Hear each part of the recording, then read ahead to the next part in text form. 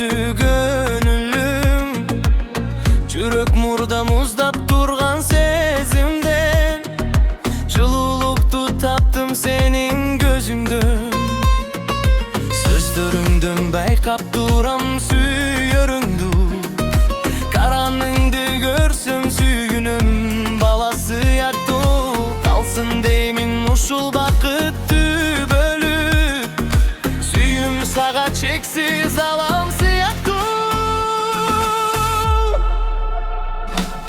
Canım canım sen menin arutaным, senin menen tolup bolotar bir bağım. Жүрөгүмдө сенде соготтун бардай, сүйүүбүздү сактайлычы гүл бактай. Canım canım sensiz dünya boş öndü, sen gülsün açılat gönül gül bakтай.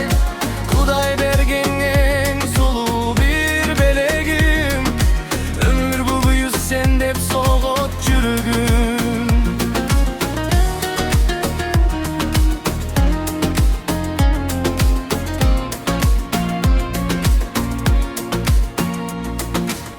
Ay nurunda kolun karmap basayım, har bir günü sүйүм менен жашайын.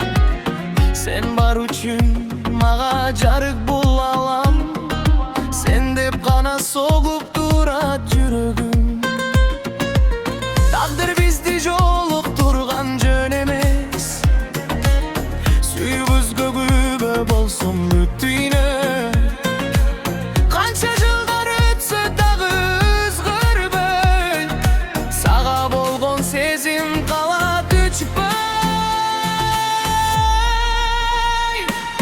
Canım canım sen menin arutaным, senin menen tolup bolotar bir bağım.